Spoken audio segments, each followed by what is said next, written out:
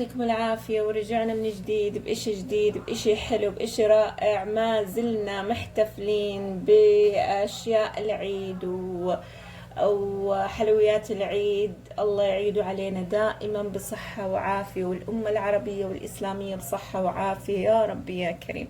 اليوم راح نعمل معاكم بيتي فور، والبيتي فور هو برضو نوع من أنواع الحلويات للعيد. كل عام وانتم بخير وبصحة وعافية. بس قبل ما نبدأ لا تنسونا من دعمكم واشتراككم وتفعيل الجرس ليوصلكم كل اشي جديد، اشي حلو، اشي رائع، اشي جميل.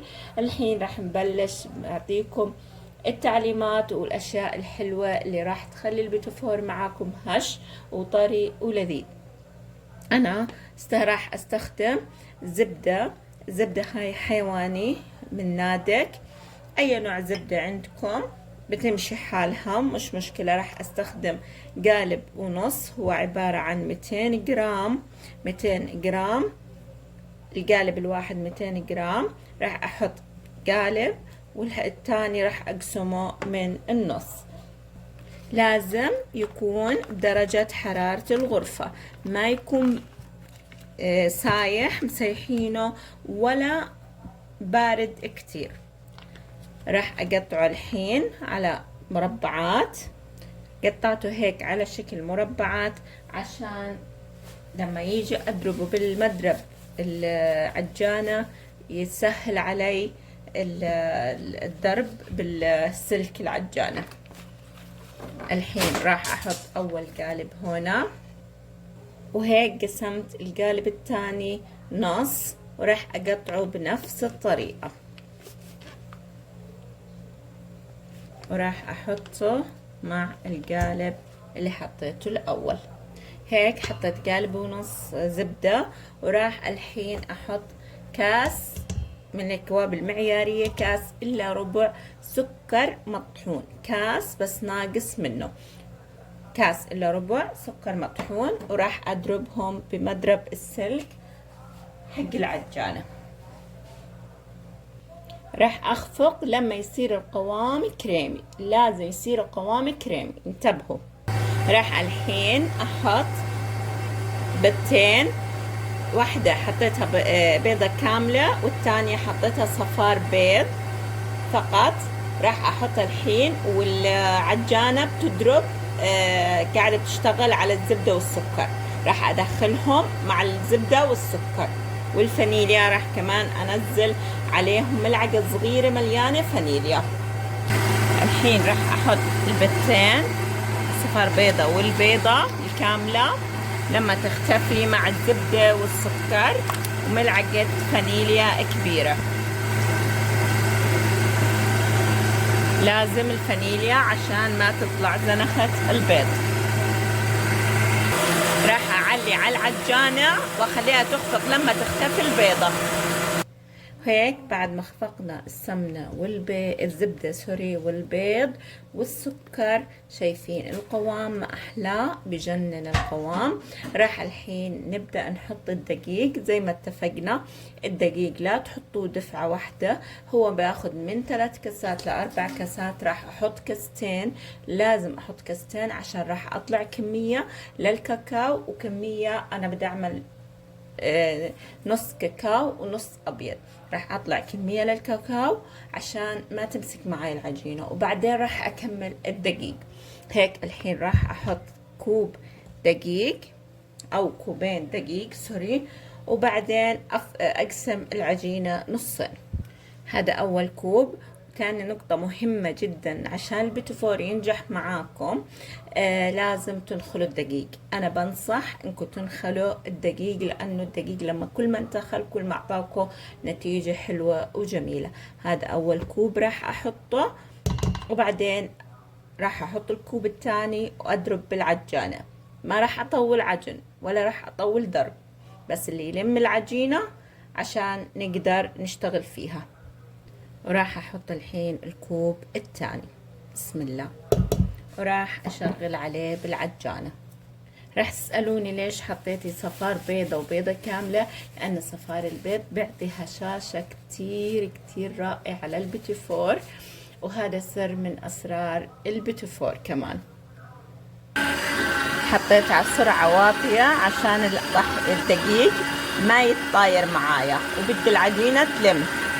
هيك بعد ما حطيت الكاستين شايفين لسه معايا العجينة طرية، كتير طرية، بدها كمان كاسة. بس انا تعمدت زي ما حكيت لكم عشان بدنا نحط كاكاو لازم اقسم العجينة قسمين، عشان بدي اعمل قسم كاكاو وقسم ابيض، وراح اقسم العجينة. هيك انا قسمت العجينة، راح احطها على جنب وابدأ اشتغل بالجزء الابيض، بعدين اشتغل بالجزء البني. الحين راح احط نص كاسة، ما راح احط كاسة كاملة. ليش؟ لانه انا طلعت نص العجينة، عشان كده ما بدي العجينة تمسك معايا، عشان تقدروا تطلعوها من قالب البيتيفور. راح تسألوني ما حطيت بيكنج باودر؟ البيتيفور ما باخذ بيكنج باودر عشان نقشته ما تروح. راح اشغل عليها الحين العجانة بس تلم العجينة. هيك خلصت عجن العجينة. شايفين انا ما بدي اياها كتير تكون ماسكة. ليش؟ عشان اقدر اطلعها من القمع. شايفين ما احلاها. راح الحين احطها بالكيس الحلواني واشتغل فيها. انا فضيت الابيض في كيس الحلواني. الحين راح اشتغل بالكاكاو. راح احط ملعقة كبيرة مليانة كاكاو بهاي الطريقة. شايفين ملعقة كبيرة. وبعدين راح ابدأ اخفق فيها برضو بالمضرب السلك. راح احط كمان شوي دقيق. راح اضربها الحين بالمضرب السلك. هيك بعد ما خفقت الكاكاو شايفين انا محتاجة هيك العجينة. راح اتركها وابدأ اشتغل بالعجينة البيضة. حطيتها بكيس حلواني. راح ابدأ اشتغل الحين. شايفين كيف الطريقة؟ هذا القمع اللي اشتغلت فيه يا ريت يكون واضح. بس راح ابدأ الحين اوريكم كيف اشتغل بهاي. شايفين هذا اول واحدة. راح نسيب بين كل واحدة فراغ بهاي الطريقة. شايفين كيف؟ عشان العجينة لينة وطرية على طول بتطلع من القمع. شايفين ما احلاهم. راح اخلص باقي الكمية وارجع لكم.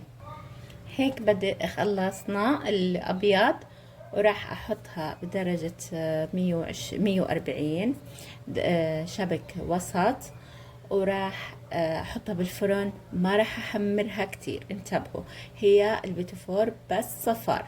وراح الحين ابلش بالجزء البني. اهم حاجة بالبيتيفور لا تدهنوا الصينية. احنا ما دهناها لانه البيتيفور فيه زبدة كافية. ونقطة مهمة كمان، اذا كان متوفر عندكم آلة البيتيفور مش القمع هذا عادي بمشي معاكم. انا هيك خلصت اللون البني، وراح ابدأ بلش في الخبيز.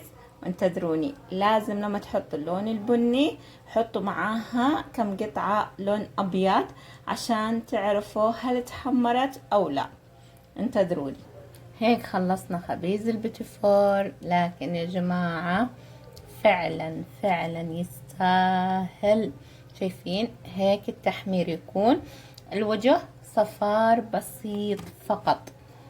شايفين فعلا فعلا بدوب بدوب بدوب بدوب معنى الكلمة. شايفين فعلا هش هش ولذيذ لذيذ لذيذ. أنصح إنكم تجربوه واعطوني رأيكم بالتعليقات، ويعطيكم العافية. وراح ننتظركم بتعليقاتكم الحلوة، وانتظروني انتم كمان بأشياء جميلة. ولا تنسونا بتعليقاتكم ودعمكم ولايكاتكم وتفعيل الجرس يصلكم كل اشي جديد واشي حلو واشي رائع. ويعطيكم العافية. مع السلامة.